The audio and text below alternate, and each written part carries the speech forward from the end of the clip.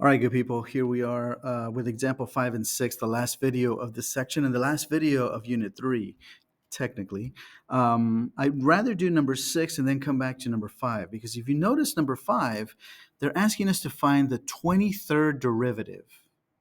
23rd. Now, do you think we have to go and do this 23 times? Welcome back. Because number 6 says we have to find the second derivative. So this is asking us for the second derivative. So I only have to do this twice, right? All right, well, let's try to do it. Oh, but look, it happens to be a tangent inverse. So let's see if we can remember what the formula for the tangent inverse is. You have your paper, you can probably see it a lot faster than me scrolling up. But the derivative of a tangent inverse of something is the derivative of the something over 1 plus the something squared. By the way, this formula takes into account the fact that we are dealing with a chain rule, right? There's an inside function and an outside function. The outside function would be 1 over 1 plus x squared, but with x squared still in it, times the derivative of x squared, which we're about to figure out. So the way the formula is set up, it's already in a chain rule situation. Well, that's going to leave me with 2x over 1 plus x to the fourth. Awesome.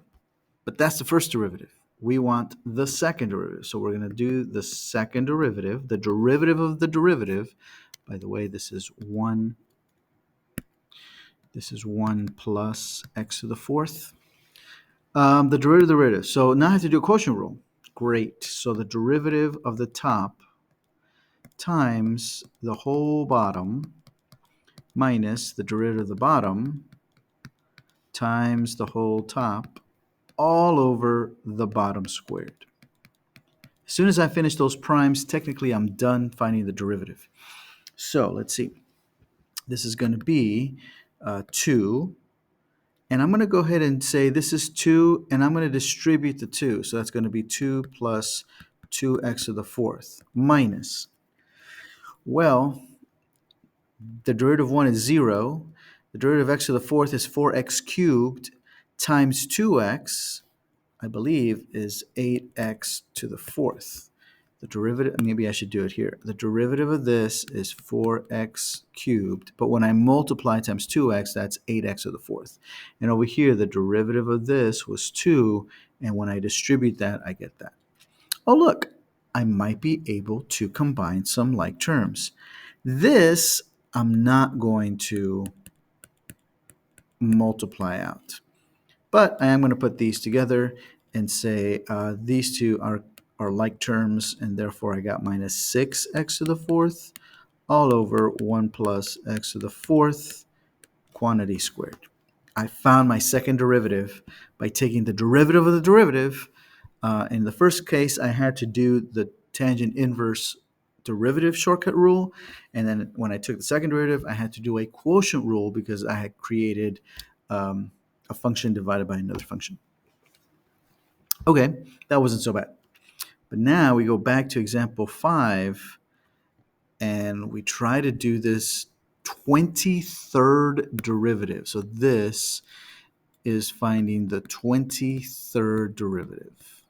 And so the question is, do you think we're going to need to do this 23 times? Well, the answer is no, for a couple of reasons.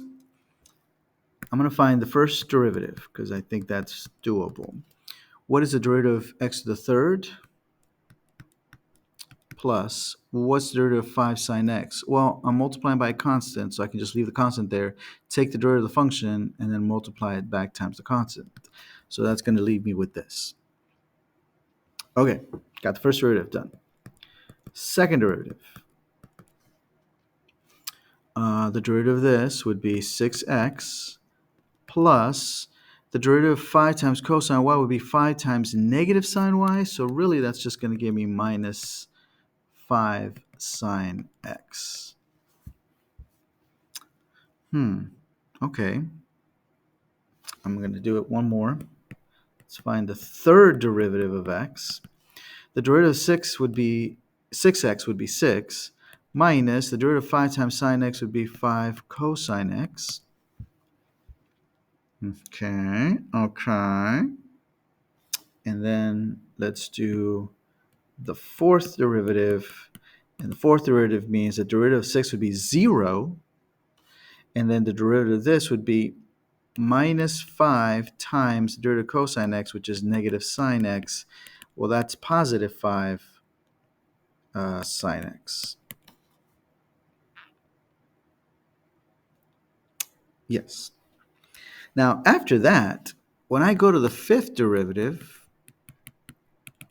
this first term already zeroed out. Like it's gone. The derivative of 0 is still 0. So it's not coming back. It's gone. Any derivative after the third derivative for this first term is 0.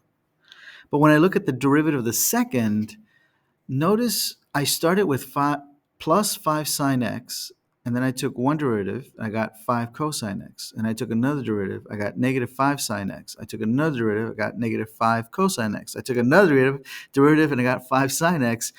It's almost like it's cycling, right? Because the derivative of sine is cosine, derivative of cosine is negative sine.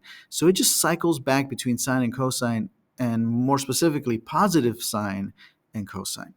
And so I'm going to do the fifth derivative, but then after that, I think we can see the pattern, which is finding the fifth derivative. Finding the fifth derivative means finding the derivative of this, which would be 5 cosine x. So wait a minute. The first derivative was 5 cosine x. And then it changed to, I'm going to underline it. And then the second derivative was negative 5 sine x. And then the third derivative was negative 5 cosine x. And then the fourth derivative was positive sine x. And then when I go to the fifth derivative, the cycle began again. And so the sixth derivative should be minus or negative 5 sine x. And then the seventh should be negative 5 cosine x.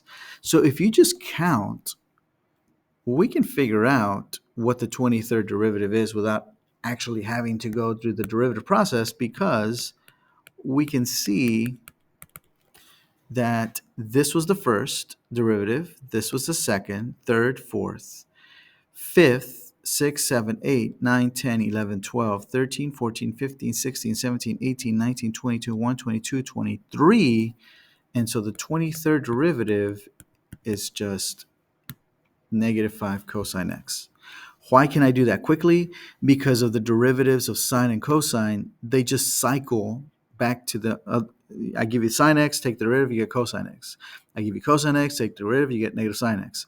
So they just cycle back and forth. So they're in a predictable pattern where we can actually find the 23rd derivative without having to do 23 derivatives. We can just count to see, oh, look, when is the pattern going to pop up? I have my first derivative, second, third, fourth, fifth, sixth, seventh, 8, 9, 10, 11, 12, 13, 14, 15, 16, 17, 18, 19, 22, 1, 22, 23. So this is what it was going to become.